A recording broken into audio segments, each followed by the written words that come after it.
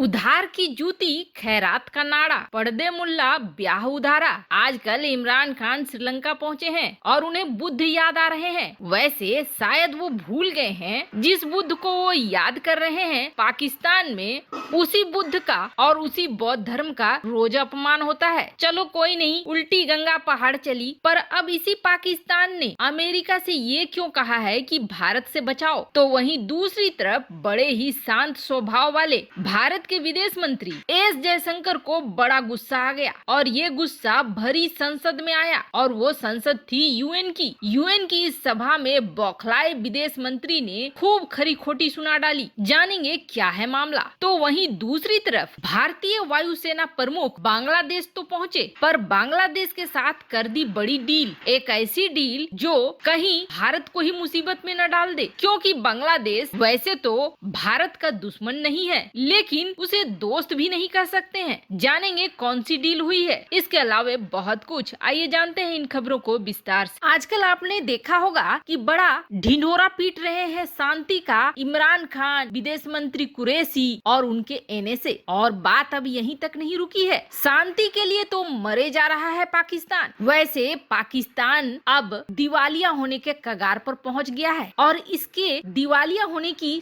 शुरुआत आज से ही हो रही है। पाकिस्तान एफएटीएफ में ब्लैकलिस्ट होने से बचने के लिए छटपटा रहा है और वहाँ की सरकार तमाम तरह के हथकंडे अपना रही है। अब इसी क्रम में पाकिस्तान का कहना है कि फरवरी 2019 में भारत में पुलवामा हुआ तो भारत ने इसका इल्जाम पाकिस्तान पर लगा दिया। भारत ने ये कहा कि वहाँ आतंकी ट्रेनिंग कैंप है और इनमें 300 ऐसे हैं जो ट्रेन हो रहे हैं। सच्चाई ये है, पाकिस्तान का कहना है कि भारत सियासी फायदे के लिए पाकिस्तान को टारगेट करता है। नरेंद्र मोदी सरकार ने भी यही किया, जिसकी वजह से उसको फायदा मिला और मोदी चुनाव जीत गए। हमारे प्रधानमंत्री इमरान खान शांति के लिए बातचीत की बात कई बार दोहराई। हम चाहते हैं कि भारत के साथ कारोबारी रिश्ते भी शुरू किए जाएं। इसके लिए जरूरी है कि भारत भी अपने कदमों को वापस ले। ये कहना है अमेरिका में पाकिस्तान के एम्बेसडर असद मजीद खान, जो कि अब बाइडेन से बड़ी गुहार लगा रहे हैं। मजीद का कहना है कि पाकिस्तान चाहता है कि भारत उसके साथ अमन बहाली के लिए बातचीत करे और इसके लिए अमेरिका को मदद करनी चाहिए। एक थिंक टैंक के प्रोग्राम में पाकिस्तान के इस नुमाइंदे ने ये कहा कि हम चाहते हैं हमारे पड़ोस में अमन रहे, बातचीत के लिए शांतिपूर्ण माहौल बनाने की जिम्मेदारी भारत सरकार की है और पाकिस्तान ये चाहता है कि अमेरिका पाकिस्तान और भारत के बीच शांति की बहाली के लिए बातचीत शुरू करे। और ऐसे आपको बता दें, उन्होंने सारा इल्जाम भारत के ऊपर डाल दिया है कि बातचीत का माहौल भारत तैयार नहीं कर रहा है, जिसकी वजह से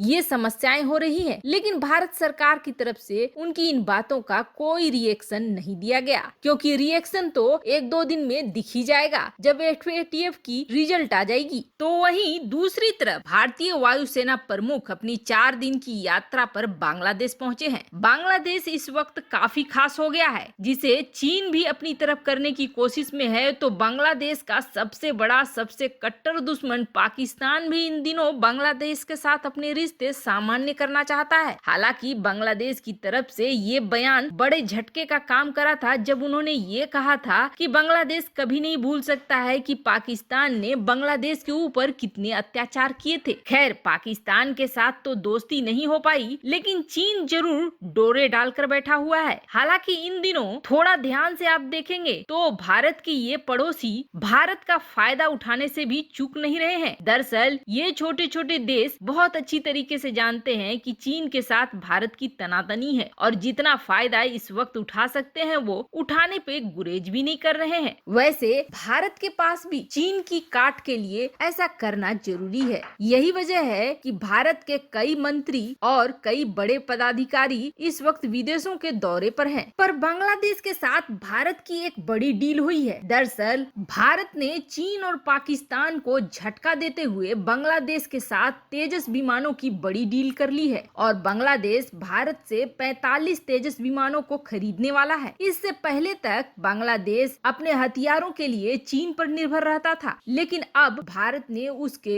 एक ग्राहक को छीन लिया है। लेकिन अब एक डर बना हुआ है कि क्या बांग्लादेश इसका इस्तेमाल भारत के खिलाफ करेगा। हालांकि समय बड़ा बलवान होता है, ये कहना मुश्किल है कि बांग्लादेश इसका इस्तेमाल भारत के खिलाफ करेगा या नहीं करेगा, लेकिन जितने भी देश हथियारों की बिक्री करते हैं वो ये जरूर सुनिश्चित करते हैं कि किसी भी लड़ाकू विमान या हथियार का सबसे अच्छा वर्जन उनके पास हो और डाउनग्रेडेड बेचने के लिए हो। पर बांग्लादेश इसे क्यों खरीद रहा है? तो दरअसल बांग्लादेश की शत्रुता म्यांमार से कुछ ज्यादा है। यही वजह है कि बांग्लादेश म्यांमार को काउंटर करने के लिए इन हथियारों को खरीद रहा है। तो वहीं दूसरी तरफ भारत के विदेश मंत्री एस जयशंकर, जो काफी नपातुला बोलते हैं और काफी शांत स्वभाव के हैं, उनका भी गुस्सा जमकर फूट गया यूएनएचआरसी में, यानी कि संयुक्त राष्ट्र मानवाधिकार संगठन में। उन्होंने जमकर खरी खोटी सुनाई। भारत के विदेश मंत्री ने ये कहा कि दुनिया को